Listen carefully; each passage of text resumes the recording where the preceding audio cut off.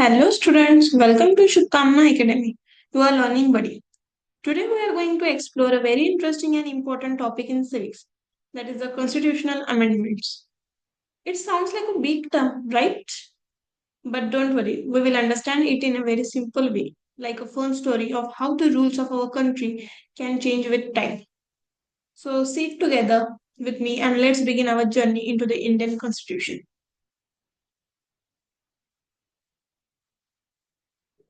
Amendments of Constitution. Let's start with an amendment means. What is amendment? An amendment is a small change or addition meant to improve a law. Under Article 368, our constitution allows these changes because with time society changes and so must the rules should also change. So the constitution is not a rigid book, it's a flexible and can grow with us. Amendment under Indian constitution. There are many reasons to amend the constitution. For example, changing old rules, adding the new rights, or fixing any mistakes. The parliament, that means the Rajya Sabha and Lok Sabha, has the power to make these changes, but it's not easy. There is a proper method to follow, just like how we follow steps in science experiments. So, the first category of amendment. In the first category of amendment, some parts of the constitution can be changed just by passing a law in the parliament with a simple majority. That means more than 50% of the members can agree, and there is a usually about a small or technical matters. In the second category of amendment, the second category needs a special majority. This means that two-thirds of the members in both the houses must agree. Both the houses means Lok Sabha and Rajya Sabha. And this is used for more important changes like changing the structure of parliament or powers of the president. Now the third category of amendment. And in this category, not only do we need a special majority in the parliament, but also approval from at least half of the states in India. This is used when changes affect from both the central and state governments. For example, the federal structure. Here is something important. The constitution is not just a document, it is a living document. That means it keeps growing and changing with time. But these changes must always respect the values of our constitution like equality, liberty, and justice. Transition. Let's from what amendments to how far we can amend. Can we change everything in the constitution? Or there are some limits? This leads to a basic structure doctrine. So, because of this, it leads to the basic structure doctrine. So, what is meant by basic structure of doctrine? This means that some parts of the constitution can never be changed even by a parliament. This was decided in the Supreme Court. These are rules of house. You can paint the walls or move the furniture, but you can't break the main pillars. Like we can change some parts, but we cannot change whole the constitution amendments.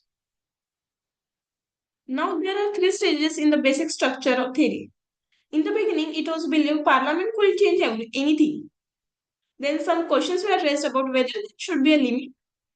Then finally, the Supreme Court said yes, some parts can't be touched. That's the basic structure. Now there are the three major cases before the Kesavananda.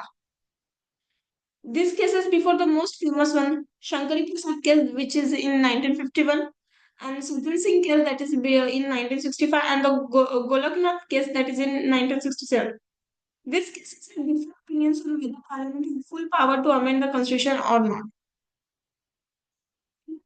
Such Singh case that Parliament he says that Parliament has power to amend fundamental rights. A law in the Article 13 does not include amendment of constitution. While in the Sajjan Singh case, Shankari Prasad was upheld by the majority, and two judges dissented. Like certain basic features are sacred. In Golaknath's case, that fundamental rights cannot be amended, and any amendment violating fundamental rights is not allowed in the scheme of Indian Constitution. So there are these three cases gives their own opinions about the Indian Constitution amendments. Kesavananda, that's the birth of basic structure. This was a very important case in 1973. Kesavananda Bharati, a monk from Kerala, challenged some amendments, and this case was heard by the largest bench of 13 judges in the Indian history. It is very difficult to arrive at the conclusion about the end of effect on the judgment. So after that, the decision has been made, and the Supreme Court has made the decision. Parliament can amend the constitution, but it cannot change the basic structure like democracy, rule of law, separation of powers, etc. And this was a historic moment and protects our constitution from misuse. Now, what constitutes basic structure? So, what is included in the basic structure of Indian Constitution amendments? And here are the some parts like supremacy of the Constitution, rule of law, fundamental of rights, free and fair elections, and judicial review. Which this cannot be removed or changed. This must be in the amendment, which is not important. That part can be changed as the decision taken by the Supreme Law. So here we come to from the end of this video. So today we learned how the constitution is like a smart machine. It can upgrade and improve itself. But it also has a strong backbone called the basic structure that no one can break.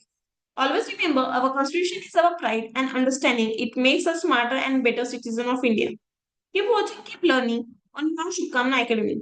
If you like this video, please do like, comment and share in the comment box. Jai Hind.